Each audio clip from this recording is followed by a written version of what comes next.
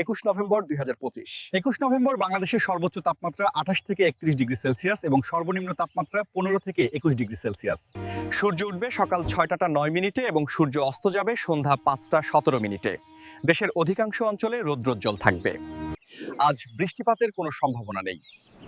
দিনের বেলায় রোদ বেশ তীব্র হতে পারে, বিকেল ও সন্ধ্যায় তাপমাত্রা কিছুটা কম হবে।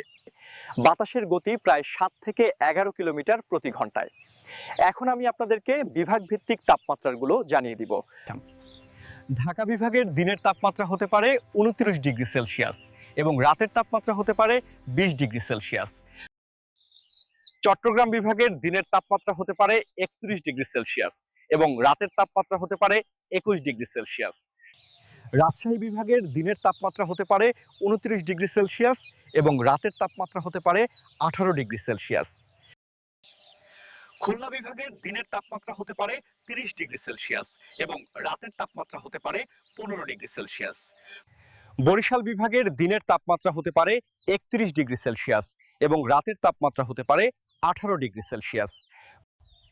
সিলেট বিভাগের দিনের তাপমাত্রা হতে পারে 28 ডিগ্রি সেলসিয়াস এবং রাতের তাপমাত্রা হতে পারে 17 ডিগ্রি সেলসিয়াস।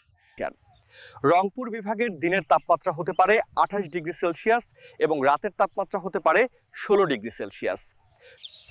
ময়মনসিংহ বিভাগের দিনের তাপমাত্রা হতে পারে 28 ডিগ্রি সেলসিয়াস এবং রাতের তাপমাত্রা হতে পারে 18 ডিগ্রি সেলসিয়াস।